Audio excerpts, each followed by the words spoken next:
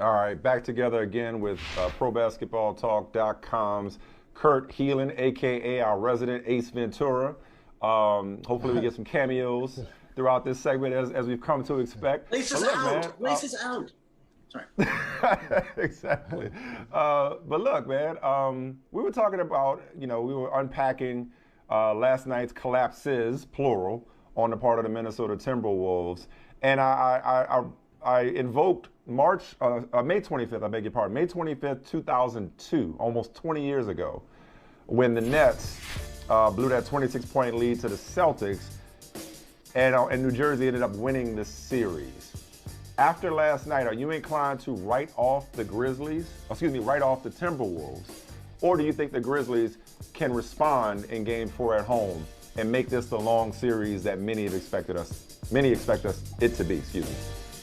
I think they can. I think it's so tough to judge young teams, right? Like if this were a veteran team, I'd be like, yeah, they'll make the adjustments. Like, I don't know, maybe Cat should get more than 11 shots over 2 games, like shot attempts. Like maybe we should start really feeding Karl Anthony Towns the rock a lot and use him more in a Jokic mode. I think they're capable of those adjustments. I think you're going to see them play better. But I'm still not convinced we've seen the best of the Grizzlies in this series. I think that they're also young. They're making mistakes. They're having flat periods. What I've loved from the Grizzlies, and then you're starting to see it from Chris Finch too, but Jenkins is out there like in Game 2, like, hey, Steven Adams, 3 minutes, you're out. Like, This isn't a good matchup for you. Coaches that are ruthless in their substitution and matchup patterns tend to do better in these situations. And I love that Jenkins did that. And he continued to do whatever it took to win. It's just his team doesn't seem to. Both of these teams are just inconsistent, aren't they? Like, inconsistent with their execution. And suddenly Minnesota falls back, gets a little cold, and John Morant and Bane and everybody are just blowing by everybody. It's kind of wild. Yeah, I mean, the Grizzlies did fall behind by 26 and 25. Yeah, exactly. Let's not forget that. And it did. They sure did. Like, we were talking earlier, Kurt, and Mike said, primarily you're going to put a lot of this on Karl Anthony Towns and just his approach, and as you alluded to, 11 shots over 2 games and foul trouble, big-time foul trouble.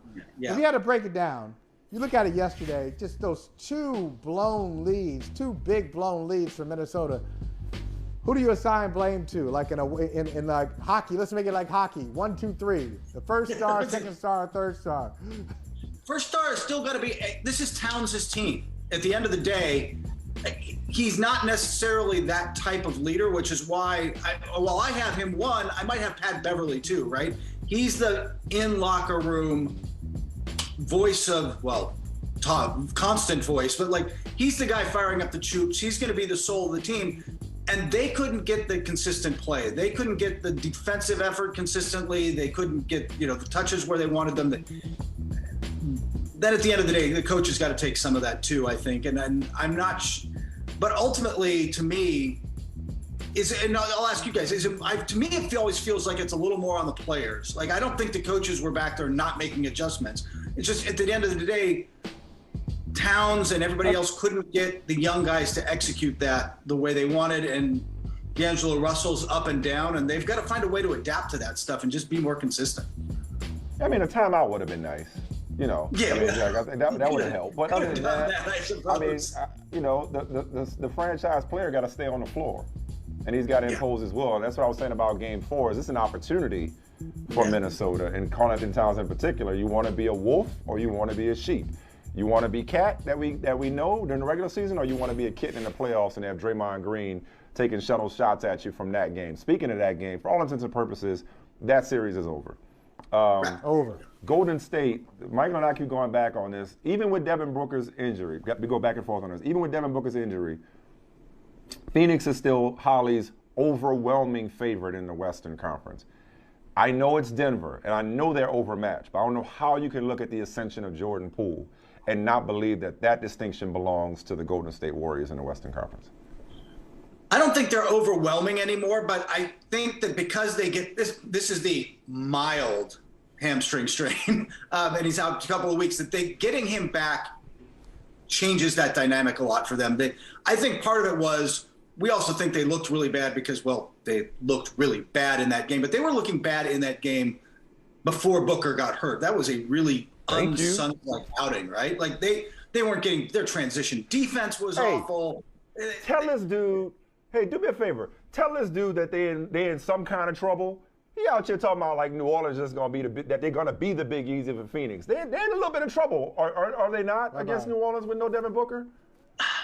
A little, but not. I still think we're going to see a very different team in Game 3. I still think we're going to see a much better executing. That was their execution special, like I said, defensively was just awful in that game, and it was again un-Suns-like. And I don't know if they got a little too confident after Game 1 or what happened, but that was not the right team.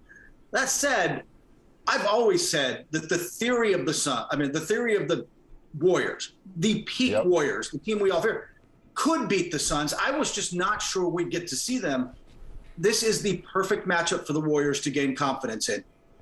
You've got Draymond on Jokic, which is the best possible matchup for him. But it's somebody he can, still had what 37 and 11 last night. Like Jokic still puts up numbers. He just can't lift up everybody else on that team the same way. And the guards are just the 3-guard rotation is just destroying everything Denver has. But even in spite of, I can pick that apart and say, well, they're just playing in a great matchup, but they gained confidence, right? Like they believe in themselves now. You can see the swagger back, and that makes them really dangerous. If they go into that Suns series, that wouldn't be till the finals. And if they don't have to play them till the finals and Booker's back, I'm still going to lean towards the Suns.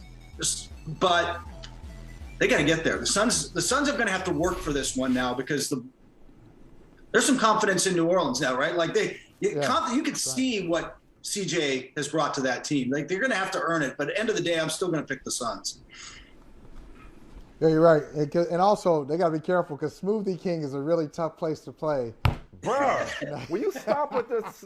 It's naming rights, dog. Damn. Smoothies are good. What do you have against smoothies?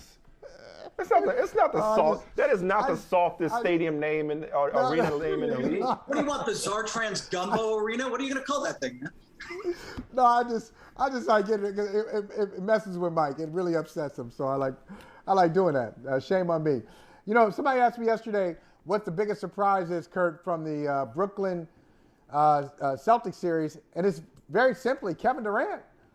Kevin Durant scares me as much as any player in basketball, and yet I've seen him have as many turnovers as shots made. It's very close.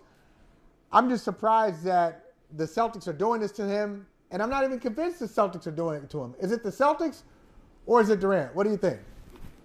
I think it's a lot of Jason Tatum. I think this is the ascension of Jason Tatum, because he is a better defender than, look, we've all talked about, Marcus Smart just won Defensive Player of the Year. We're all, hey, they got to get Robert Williams back because poor Daniel Theis is just getting targeted.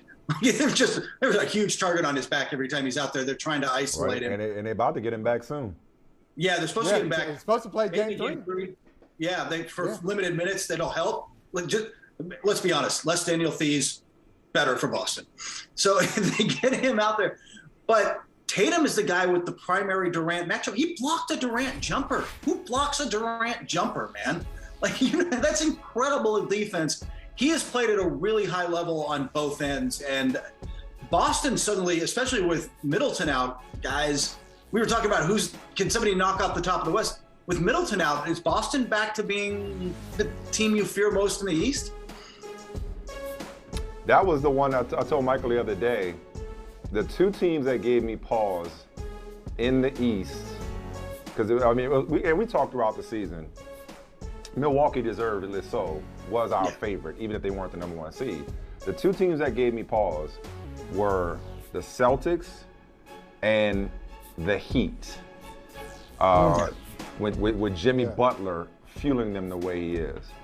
Now, having said that, I also, coming into the playoffs, foolishly underestimated Philadelphia. Now, granted, I could always fall back on Scotty Barnes being out. But Philadelphia, behind Joel Embiid, is back to being the team that we thought they were those first few games when James Harden came and Tyrese Maxey was, the third star and this, that, and the other. Like, Philadelphia might end up making quick work of Toronto, and I thought that the reverse would be the upset. I thought Philadelphia winning would be the upset coming into the series. That's how highly I thought of Toronto. Philadelphia may be as impressive as any team we've seen throughout these Eastern Conference finals, or playoffs, excuse me. Are you starting to factor in Philadelphia more than you did coming into these playoffs, Kurt Helin? I think you have to. Look, we knew Joel Embiid would be great. I was with you, by the way. I picked Toronto. I thought Toronto could pull the upset. That makes me feel better. Thank you. Okay. I thought they could keep Joel Embiid semi in check. Nope. Didn't. Has not happened. They have, look, James Harden has been good, not great. The tons of switchable wings on them, but Tyrese Maxey, Fred VanVleet is an all-defensive team level player. I don't know if he's actually going to make the all-defensive team. He is in heavy consideration from everybody I know who was voting. Like, he's in the mix for that kind of stuff, and he's getting torched by Maxey. Now, he's had the knee issue, and he's a little bit slowed, but Maxey dominating VanVleet has, to me, like, thrown the dynamic, and then Embiid, they just don't have an answer, and it's just been too much. And, yeah, Philly's back to being a threat. That's an interesting matchup in the second round, right, against Miami. Like, that'll be fun. It's going to be, they're better than I expected out of this. And they look, like you said, when everything comes together for them, they look great. I wonder if Miami is going to be better at exposing it. But they've been, I thought Toronto would be, and they have just smoked Toronto. Well, let me ask you this. Does Harden have another gear offensively? Or is this just who he is right now? Because that's part of my calculus with Philadelphia. Is like, are the shooting woes temporary? And they haven't been temporary, but can he become as explosive offensively, not just a facilitator, or is it Embiid, is it Maxey, and whatever you get from Harden is gravy at this point? Yeah, Harden is still good, but guys, he just doesn't look as explosive as he did 2 years ago in Houston, right? Like, he's not getting to the rim and blowing by guys. And yeah, he drew a lot of fouls then and all that, but he was getting those fouls going to the rim and then driving through you and draw. So physically strong, you can draw that contact and still get the shot off. He's not getting to the rim. He's not getting by anybody anymore. He's relying on that step back and those jumpers, and it's just, they're not ever going to fall at the same rate as getting to the line and driving. So, and in the playoffs, he's not getting those calls anyway. I think this is who you get with James Harden. I think this is what he is. It's just that Embiid has been so great. Maxey's been so great, and other guys have knocked down shots. I think we've had good Tobias Harris games. Tobias Harris, by the way, freed Embiid for that game-winning shot with about the most illegal pick. I think a two-handed shove illegal pick. It was insane. That didn't get called. But you know what? He's making plays in moments too, and like they're getting enough from everybody else. When Embiid's playing like that, they're a threat. Yeah, Kurt, we talked with Evan Neal of Alabama, the great tackle. That's what Tobias Harris did to Precious Achiuwa. It was almost like, man, I was like, what is that? It was unbelievable. Tobias Harris is going to be a seventh-round pick, right? That's somebody's just going to snap him up. Or with a block like that, second or third round. Let me ask you, this is my last question for you. Please come up with some kind of trade that makes sense so we can break up the Utah Jazz. I don't want to see them anymore. Oh, yeah. I'm tired of talking about them. They're great 50 and 32s, 51 and 31s. Oh, what are they going to do this year? And they just always disappoint. So how do we break up? Where's Rudy Gobert? Where can you trade Rudy Gobert? You're going to keep Donovan Mitchell. We just need to break up the Jazz. That is their – look, what I've heard is – or what would we phrase that? Because Utah's a pretty tight-lipped organization. Other teams expect them to shock Rudy and try to keep Donovan. Look, Rudy Gobert is a deserving three-time Defensive Player of the Year. He is one of the best centers in the game. But if you're going to have him on your team, you need to kind of run specific defenses. You have to have a pick-and-roll point guard or wing to play off of him a lot. Like, you need kind of specific things to really maximize what Rudy Gobert brings to the table.